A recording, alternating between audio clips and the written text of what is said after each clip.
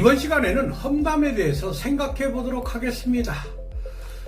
요즘 대선 주자들이 한때 당내 1위 후보에게 열심히 네거티브 캠페인을 벌였으나 크게 효과를 보지 못하자 선거 전략을 급격히 수정하고 있습니다.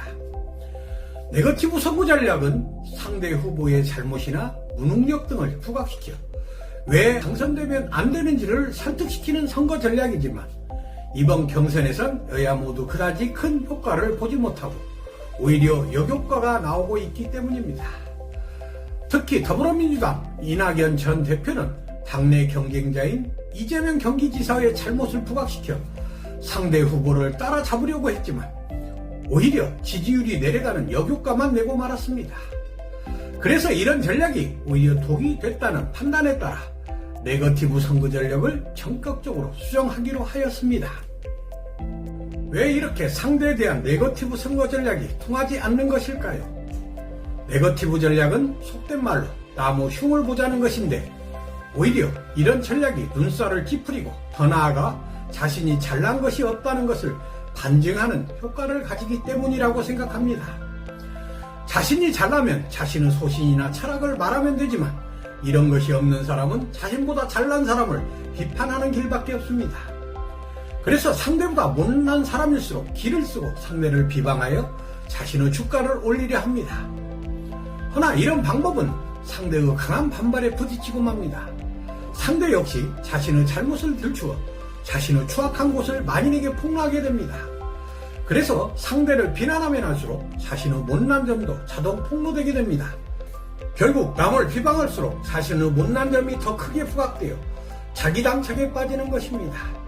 이것이 바로 나무 허물을 들추지 말아야 하는 이유입니다. 그래서 맹자는 뒷전에서 나무 단점을 들춰 말하는 것은 군자의 도리가 아니다.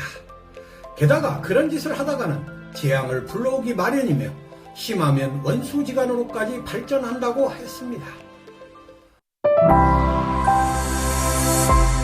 사람은 완전하지 않아서 누구에게나 허물이 있는 법입니다. 그건 자신도 마찬가지입니다. 실수도 많이 하지만 비도덕적일 때도 많지요. 하지만 사람들은 자신의 허물을 숨기기를 좋아하고 남의 허물을 들추기를 좋아하는 이중적인 면을 가지고 있습니다. 다른 사람이 10번 잘해도 한 번도 제대로 칭찬하지 않으면서 한 번만 잘못해도 험담을 늘어놓기 일쑤입니다. 이것은 상대의 허물을 드러냄으로써 자신의 우월감을 드러내고자 하는 이기적 행위입니다. 성찰이 부족하고 인격이 낮을수록 자신의 잘못을 반성하기는커녕 남의 허물만 들추려고 합니다. 대선판이 어지럽고 때론 추잡스러운 것도 바로 검증이라는 미명 아래 대선주자들의 모든 치부가 폭로되기 때문입니다. 이명박, 박근혜 대선 후보 시절처럼 참으로 눈뜨고 보기 어려운 유혈이 낭장 광경이 목격되기도 합니다. 허나 서로 물고 늘어져서 유혈이 낭장 광경이 사람들 눈에는 좋게만 보이겠습니까? 남의 잘못을 폭로하는 것은 자신의 지지자들에게는 시원하겠지만 그렇지 않은 사람에게는 정말 얄밉게 보이기 마련입니다. 자신의 장점을 말하지 못하면서 남의 단점만 들추어 신랄하게 비판하면 할수록 자신의 눈에 들어있는 대들보는 보지 못하면서 남의 눈의 티만 보는 것과 다름없는 것처럼 보이기 때문입니다. 후보자들 중에는 이낙연 후보가 많은 사람들로부터 좋지 않은 감정을 갖게 한 것도 좋은 정책이나 공약보다는 지나치게 상대 후보를 비난하는 데 치중한 결과라는 생각이 듭니다. 그래서 그라시아는 험담꾼이 되지 말라. 그리고 그렇게 가주되지도 말라.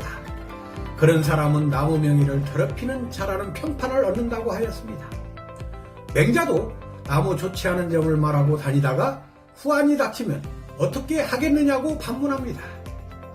데일 카네기도 사람을 비난한 것은 위험한 불꽃놀이다라고 하였습니다. 사람은 누구도 완전하지 못합니다. 쇼펜하우 말대로 제 아무리 아름다운 육체라도 그 내부에는 똥과 악취가 내장되어 있습니다. 그러므로 더없이 고귀한 인격자에게도 한두 개의 정도의 나쁜 점이 있습니다. 한번 자기 자신을 보세요. 겉보기에는 착한 체 하지만 얼마나 이기적일 때가 많습니까? 그래서 남을 험담하는 것을 될 수 있으면 삼가야 하는 것입니다. 남을 험담하면서 자신은 군자인 채 하는 것은 위선자로 낙인 찍히기 좋습니다. 그래서 남을 헐뜯으면 헐뜯을수록 남으로부터 더 많은 험담을 들을 각오를 해야 하는 것입니다. 직장에서 뒷담화를 경계하는 것도 그 사람으로 인해 세상이 어지러워지기 때문입니다. 특히 상대를 도덕성만 내세워 비판하는 것은 그리 현명하지 못하다고 생각합니다. 도덕적으로 완전한 사람도 없을 뿐더러 세상을 이끌어가는 데는 도덕성보다는 능력이 더 중요한 척도가 될 수 있기 때문입니다.